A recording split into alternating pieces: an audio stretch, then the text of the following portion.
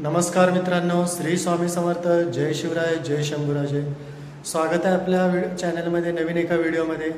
तर मित्रांनो बघा, आता आपण रूममध्ये इथं स्वामींचा फोटो पूजन केलेलं आहे, दिवाबत्ती वगैरे लावलेलं आहे, संध्याकाळ झालेली आहे. आता आपण कामावरून आलेलं आहे, आता जेवणाची तयारी करूया.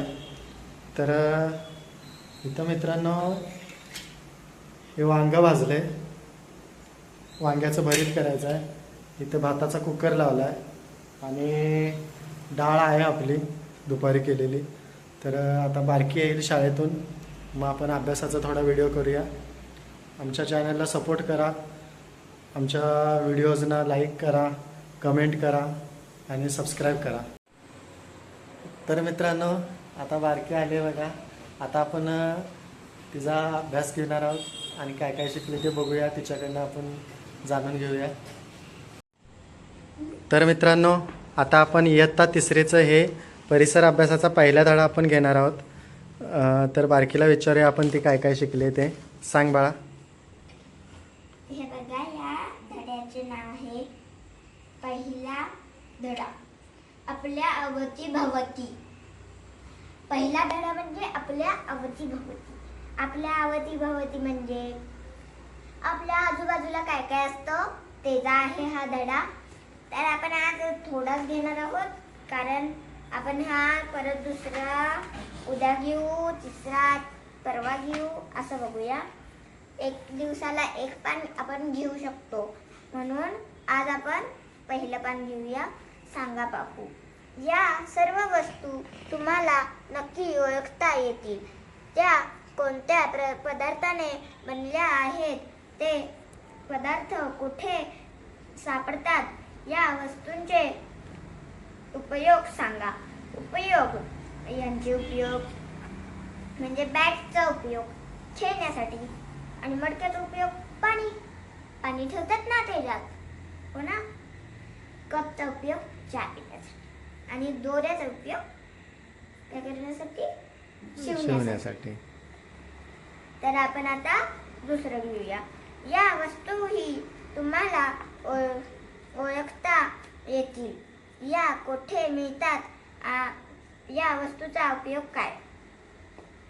या वस्तूंचा उपयोग, तर यांची मी नावं सांगते तुम्हाला. मक्का, बरोबर, आवळा आणि केळ यांचा उपयोग खाण्यासाठी होतो. तिन्हींचा सुद्धा कुणाकुणाला आवडतं, कणीस मला तरी आवडतं, आवळा नाही. मला अजिबात आवळा आवडत नाही, पण आवळ्याने औषध बनतं. मी आवळ्याचे औषध कधीतरी खाल्ले, मला असं वाटतंय. तर हे झालं, हे खाण्यासाठी वापरतात, बरोबर. हे कष्ट करून मिळतं. आता हे आता हा धडा मी वाचून दाखवतो, तू समजून सांग. आपल्या आजूबाजूला अनेक वस्तू आहेत, त्या सर्वांचा मिळून आपला परिसर बनतो. त्यात माती, दगड, धोंडे आहेत, नद्या, नाले, तळी आहेत, हवा आहे, डोंगर आणि टेकड्या आहेत, जंगले आहेत, शेते, घरे आणि रस्तेही आहेत, उजाळ माळराने आहेत. वेगवेगळे प्राणी आपल्या सभोवताली असतात.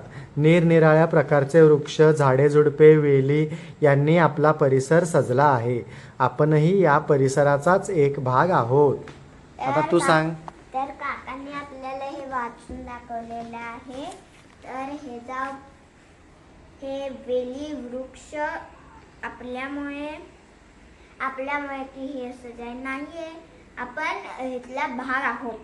ह्या सगळ्यांचा आपण पण एक भाग आहोत. हो, बरोबर. आणि वृक्ष, वेली वगैरे वगैरे म्हणजे प्राणी वगैरे, नदी, नाले वगैरे, आपल्या नदी, नाले, हो, नदी, नाले यांनी आपला परिसर सजलेला आहे. बरोबर, सजलेला आहे. म्हणजे कसा, ह्याच्यात दगड सुद्धा आहे. हो, दगड कशाच्या कामाला येतात, बांधकाम. बरोबर. आणि कशाचे येतात, दगड बांधकामाला येतात, विहिरीच्या बांधकामाला येतात. आणि तुम्ही सांगा. आणि आग पेटवायला सुद्धा. हो, पहिल्या काळात आग त्याच्यानेच पेटवत होते.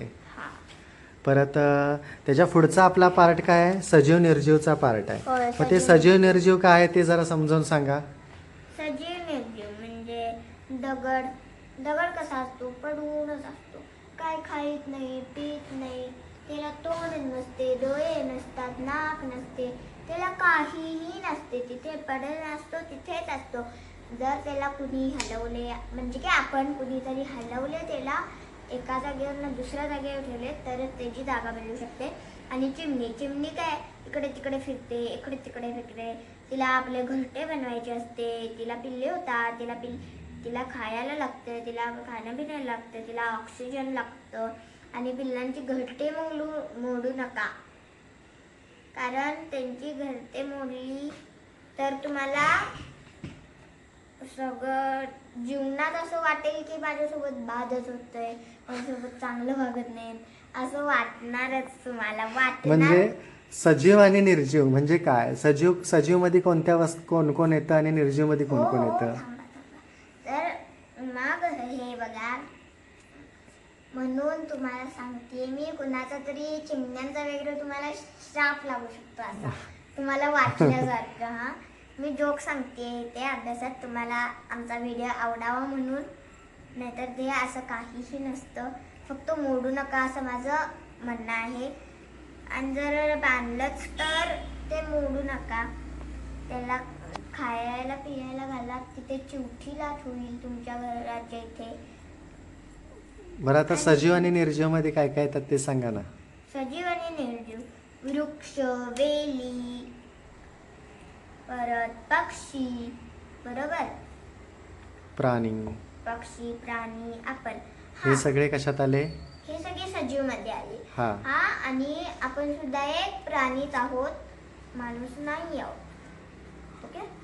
आपल्याला नाव माणूस दिलेलं आहे आणि त्या प्राण्यांना प्राणी दिलेला आहे. आधीच्या काळात आपण प्राणीच होतो, बरोबर ना? हो. 1000 वर्षापूर्वी, बरोबर ना? हो. देव होते का नव्हते तेव्हा? नव्हते ना?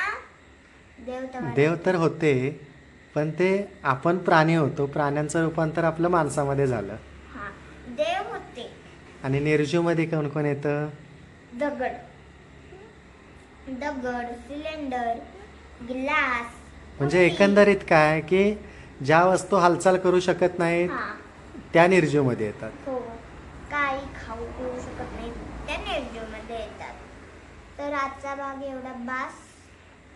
आणि जर व्हिडिओ आवडलास तर लाईक, सबस्क्राईब करा आणि कमेंट सुद्धा करा आणि